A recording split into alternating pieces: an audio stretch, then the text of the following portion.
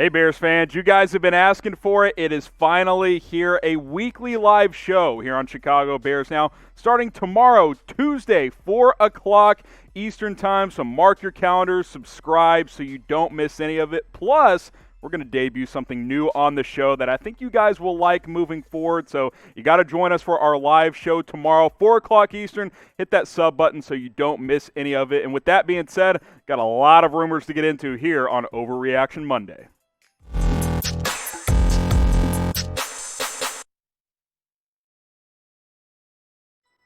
Let's start with Matt Nagy. I'm your host, Harrison Graham. Matt Nagy might be losing control of this football team. If that wasn't evident last night, I think the effort, especially on the defensive side of the ball, was questionable. And now he's going after his team publicly on Monday, and that is never a good sign when a head coach does that. I don't think it was strictly attacking players specifically. I think he's talking about the whole coaching staff, team, organization from bottom to top. Basically, he's pissed off that this team has lost 5 games in a row, which, look, everyone in this organization is. You started 5-1, now you're 5-6. The end may be near, though, when it comes to Matt Nagy and company. And when I mean company, I mean the rest of the staff and probably Ryan Pace as well. Here's a quote from Nagy today. He was not happy. Have some personal pride. Have a freaking sense of urgency. Yesterday was flat out embarrassing. You better have some stinking fire. Enough is enough. There is tension growing at Hallis Hall. It is not a good thing right now with the Chicago Bears. Sure, this team is 5-6, but this feels like one of the worst teams in the NFL right now, and they have been over the past 5 weeks. Things have changed so drastically. Remember the 5-1 start, at great comeback win in Week 1 against Detroit. You beat the Giants, and then Nick Foles saved the day against the Falcons. You started 3-0, then you won 2 out of your next 3 as well. Sure, you had the Colts letdown game, but you beat Tom Brady and the Bucs. You beat Carolina. You're sitting 5-1. You're like, man, forget the playoffs. This team might win the NFC North. And then the next 5 games happen. You lose at the Rams on Monday Night Football. The Saints game to me was the turning point. You had a chance to win that game. You lose it in overtime. Haven't looked back since. Lost at Tennessee. Sure, it was only a touchdown. That game was a blowout. It was 17-0 late in the third quarter. Lost to the Vikings. Got destroyed last night against the Green Bay Packers after a bye week, by the way. This team is falling apart, and with Matt Nagy as the head coach, you can see he's getting frustrated. Lots of things are going on right now in Chicago, and none of them are very good at all. Will Matt Nagy be back next season? Type Y for yes, type N for no. We'll make this the pinned comment on today's video. I got to say, at this point, I'm going to type my N for no. I've defended Nagy a lot in the past, but you lose 5 straight games, you start ripping your team publicly. It's not pretty. Let me know down in the comments section. And just when you think it can't get worse, Allen Robinson has basically lost interest in returning to Chicago, as all of a sudden he is now liking tweets of random people on Twitter begging him to sign with their team next offseason. Obviously, he is a free agent. Now, the Bears do have control. They could tag him and either trade him or keep him under the franchise tag, whatever the case may be. But let's be honest. Ryan Pace has botched this from the get-go for over a year now. You knew coming into this season you had a number 1 receiver that was entering a contract year, and you didn't do anything about it. You didn't do anything about it before Week 1. You didn't do anything about it the first couple of weeks when Robinson was frustrated. All the guy does is ball out, and now you see him liking tweets from random people on Twitter. Hey, come to the 49ers, come to the Dolphins. Like Chad Johnson tweeted out a picture of Miami and a Fins logo, and he liked it. Like, this is not good because Allen Robinson has been loyal for about a year and a half. He chose to sign with Green Bay, or with Chicago over Green Bay when he signed that contract. And now he wants out because Ryan Pace didn't do right by him. He said, hey, I want to stay in Chicago. I just want an extension. Pace wouldn't do it, and this is what you get now. Your team's falling apart, and your number 1 receiver wants out at this point, in my opinion. And Ryan Pace, you got to go. It's time. Type F in the comments if you want to fire Ryan Pace. I'm over it. He's made too many bad decisions during his time. Remember when he signed Mike Glennon for $45 million? That's like the 4th worst thing he's done as GM of the Chicago Bears. It's over. Get rid of him. Type F if you want Ryan Pace fired immediately. And Allen Robinson, I'm just so disappointed in how this is play out because all the guy has done is put his head down and go play, and 2 more touchdowns last night. Like, this is a broken team, and Allen Robinson is going to have like 1,300 yards and 8 touchdowns by the end of the season. Like, putting up ridiculous numbers with a horrible offense.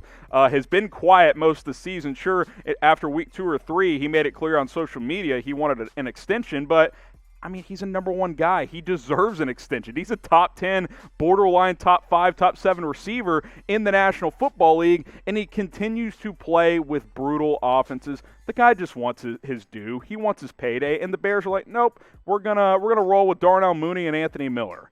Guys, like, this has been a disaster from Ryan Pace. They should have fired him as soon as he didn't address the O-line this offseason, but apparently signing Jermaine Ifedi was enough. Like, total disgrace. You got to get rid of Ryan Pace. Hopefully they figure something out with Allen Robinson. Maybe if they gut the entire staff and front office and hire a new head coach and a new GM, that they can talk him into staying, but things are not looking good as we sit right now. Where will Robinson play next season? Type B for Bears, type O for other. It's probably 50-50. I would say 80-20 other, but since the Bears can tag him, I'll keep it at about 50-50. But at this point, unless they pay him top dollar, he's not going to sign an extension, I don't believe. I think he can get $20 million per year from another team, and the Bears don't seem interested. So I'll let you guys decide. I'm on the fence. I think it's 50-50, but it's certainly the odds are going down by the day. Now, speaking of odds, if you want to bet on NFL games, MVP odds, whatever it is, you can do it at one place and one place only. That is Bet Rivers. They will match you up to 100% deposit bonus, up to $250. Put down $250, give you an extra $250 for free. If you're in Illinois, you have to go to this link, chatsports.com/betil. For you Indiana folks, go to chatsports.com/betin. Now, you can sign up and deposit from anywhere in the United States, but to place a bet with Bet Rivers, you must be within state lines of one of those 2 states. So if you live in Indiana or you're going to be in Indiana, go to chatsports.com/betin. For Illinois, it's chatsports.com/betil. Again, you can sign up and deposit from anywhere, but to place a bet, you must be within one of those 2 states. All right, let's talk Mitch Trubisky. Will he be starting again this week? Looks like it. He was up and down last night, mostly down if you're asking me. He still is a really poor decision maker and still can't identify coverages, but I will concede that the offense moved the ball a little bit more consistently with Trubisky under center. I think his mobility has, some upside with this poor offensive line. David Montgomery had his best game in a while. I think maybe Trubisky being back there helped in a little regard on that front, but also Montgomery broke a 57-yard run, so those inflated his numbers. 2 bad interceptions, had a fumble as well. That was returned for a touchdown. Overall, I wouldn't say a major upgrade from Nick Foles. You have 2 backup quarterbacks. That's the situation. I said it last night on the post-game reaction show that you have 2 decent backup quarterbacks in Trubisky and Foles. Don't have a starter, don't have a quarterback for the future. Matt Nagy said, I don't see why not, when asked today about if Trubisky will start next week. So he's kind of checked out on that front. I think he's like, we'll roll with Mitch, whatever. Neither guy's playing that well anyway. You look at the next 5 weeks, you got Detroit this week. Hey, Trubisky plays good against the Lions, so why wouldn't you play him against Detroit? Texans in week 14, at Minnesota, at Jacksonville, before finishing things off with the Green Bay Packers in week 17. I would roll Trubisky the rest of the way because why not? I don't think either of these guys are a part of this team's future. I think Foles will probably be back as a backup quarterback next year just because no one's trading for his contract. But I think Trubisky will likely be elsewhere. Start Mitch the rest of the way. I'll type my MTs in the comment section. But again, can we all agree the Bears need a quarterback? Like, Trubisky is not the answer. Foles is not the answer. That was proven last night. Now, are the playoffs still alive? Yeah, they kind of are. It's not dead yet, even though it's Hallis Hall appears to be on fire after 5 straight losses. Chicago's only a game back of the number 7 seed, which is wild to think about. Now, the NFC North is cooked. You're 3 games back, and you've already lost to Green Bay, so that's not going to happen. But Arizona's lost a couple of games in a row, and they're only at 6-5, and Bears' final schedule isn't that difficult the next 5 weeks. We'll see what happens. I'm still not saying this team's making the playoffs, but you look at it here, it's not out of the realm of possibility because Tampa's lost 2 in a row. You beat them head-to-head, so if you could catch up to them, you would have the tiebreaker there. Arizona's lost 2 in a row, bad loss to the Patriots. Minnesota has the tiebreaker over you right now, but you play them head-to-head. So if you go 4-1 over your final 5, get to 9-7, you might sneak in, which honestly would probably not be great for this franchise moving forward. But hey, at this point, I mean, you're 5-6. Tanking's kind of out of the question at this point, so you might as well try and win these games. You play the Lions this week. Mitch plays well against them. You beat them. Maybe you beat the Texans, although they're playing better. Get to 7-6. Then you got to beat Minnesota, because that's one of the teams you're competing with. If you can find a way to beat them, you'll beat the Jags in Week 16.